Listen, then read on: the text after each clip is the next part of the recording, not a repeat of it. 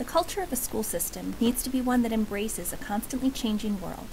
If we truly believe that we're cultivating students who are college and career ready, then it's our obligation as leaders to ensure that the learning that's taking place in our schools remains cutting-edge and constantly adapts to the ever-changing needs of our society. Not only do the tools and resources that we use in our classrooms need to mirror those used outside of school, but we must be committed to building a culture where all of us model lifelong learning and ongoing professional growth. We must advocate for cutting-edge resources, but it isn't enough to just put technology into our schools. We have to effectively use these resources to personalize learning, break down traditional walls, expand collaboration and communication, develop learning networks, and ensure that we move towards true 21st century instructional models. This shift needs to happen throughout our system. Each and every staff member needs to see his or her role in embracing forward movement. Change can be intimidating for some. However, it's our job as a leader to help our staff feel safe to take risks and to embrace the positive energy of being uncomfortable. If we aren't uncomfortable, we aren't growing. Last year, when I began my work at McKay Dowd, I discovered that even though the term technology was in the title of the school, there was still much work to do in building the type of culture that would sustain continued growth towards true 21st century learning. While all could recite back to me the mission and vision statements, it was obvious that we still had much work needed to do in order to truly understand what was happening in our classrooms didn't necessarily mirror the statements posted on our webpage. Recognition of this disparity is the first step in moving forward.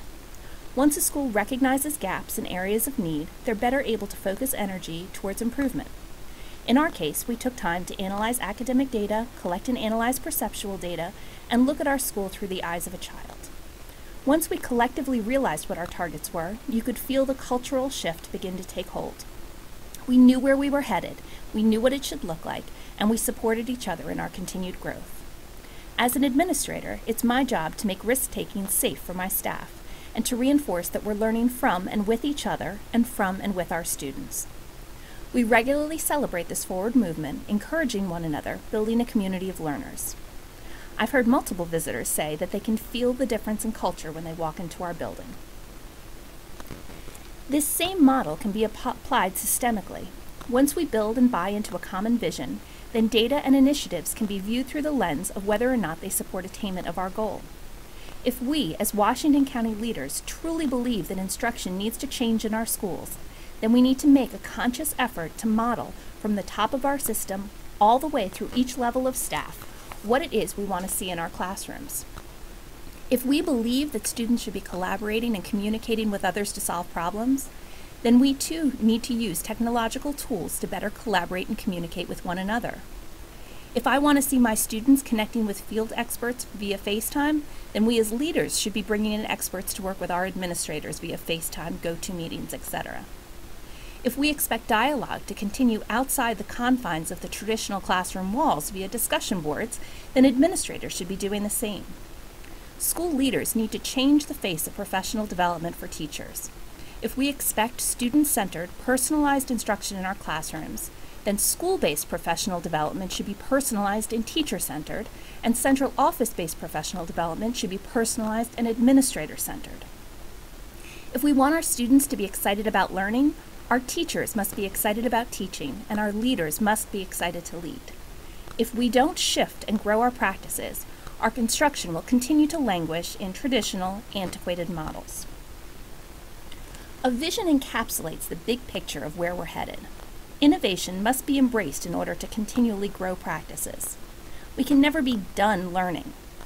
I remember an assignment during my administrative internship years ago where we were asked to calculate the percentages of time spent on different tasks during our administrator's day, discovering that the percentage identified as professional learning was significantly lower than other tasks. While that professional learning may not take place from 8 to 3 p.m., it does need to be a priority. It's our responsibility as educators to immerse ourselves in professional learning networks, both here in our county as well as throughout the state, country, and world. In addition to face-to-face PLNs here in Washington County, within Twitter I'm part of several PLNs, including my own school, as well as national groups such as Connected Principals. I spend time daily reading current news and educational trends, sharing, questioning, and celebrating. I believe that we're responsible for learning and growing together, and as such, I maintain a blog and connect via multiple social media tools the work that we're doing locally. I believe it's my job to model this type of lifelong learning behavior for my teachers and students. In addition, we need to look for connections between schools, counties, and other states. As our nation moves towards common curriculum and assessments, it behooves us to merge forces and work towards the greater good. Why reinvent the wheel locally when we can create and share with others both locally and nationally? As one of the first schools to put a one-to-one iPad initiative into place at the elementary level, I discovered it was very difficult to find someone else locally going through exactly what we were going through at McKay-Dowb. In an effort to expand our work, relationships were formed, site visits took place, research was shared, and collaboration supported the work being done at our school. In reaching out to others, we built partnerships with Clinton Learning Solutions, who then donated hardware, and their president even came in to coach in our building every Friday, working side by side with teachers. Collaborations were formed with other school districts, leaders in the field of instructional technology, and locally, ideas have been going back and forth between teachers and administrators working to build one-to-one environments or bringing iPads into instruction. While I was unable to find someone locally who had done exactly what we were doing, I was able to connect with other principals around the country who were a year ahead of us in the process and were able to learn from their model. Opportunities for advocating must be embraced, whether hosting a local board member at one site or engaging in dialogue with legislators. Effective leaders create and support a vision for the future and do all that they can to move that vision forward. Leaders must practice what they preach. If we want our system to be cutting edge and globally connected, then each of us needs to stay cutting edge and be globally connected.